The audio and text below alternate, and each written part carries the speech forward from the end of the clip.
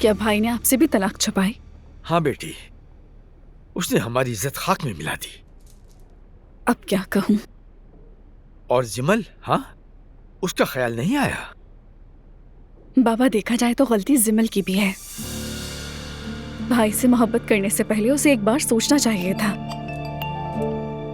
खैर, ये बातें छोड़ें, मैं आपसे कुछ और बात करना चाहती हूँ। सुन रहा हूं मैं।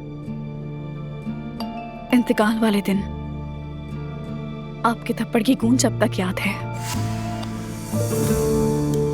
हाँ, मैं समझती हूँ कि आप नाराज हैं, लेकिन मैं ये सब डिजर्व नहीं करती, क्योंकि आप मेरे बारे में सब जानते हैं। हिजाब तो मैंने सिर्फ अम्मी के लिए किया था बाबा, ये सब आप जानते हैं। वो अलग बात है बेटी, और रातों को नशे में रहना दूसरी। बाबा, मैं शादीशुदा हूँ और आपके घर में नहीं रहती।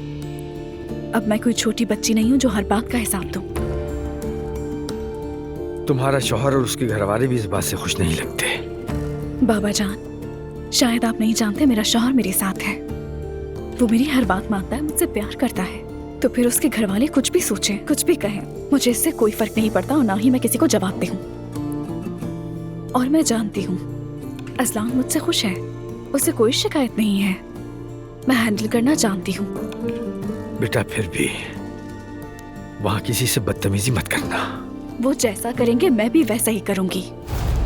मेरी अम्मी का इंतकाल हुआ है, और नायला को देखें बाबा, उसे एहसास ही नहीं। मैं भी यही चाहता हूँ कि तुम वहाँ बाहिजाब रहो। तुम मेरी बेटी हो, तुम्हें दीन पर चलना चाहिए। मौजूदा हालत पर मुझे अफसोस है। देखिए बाबा, दीन में जबरदस्ती नहीं। और हाँ, अगर आप हिजाब की बात कर रहे हैं तो देखें, मरियम अम्मी और नायला दोनों की दोनों हिजाब करती हैं, लेकिन अंदर से बुरे हैं। फिक्र मत करें, मैं संभाल लूंगी उन्हें। ठीक है, जो तुम्हें बेहतर लगे, तुम्हारी मर्जी।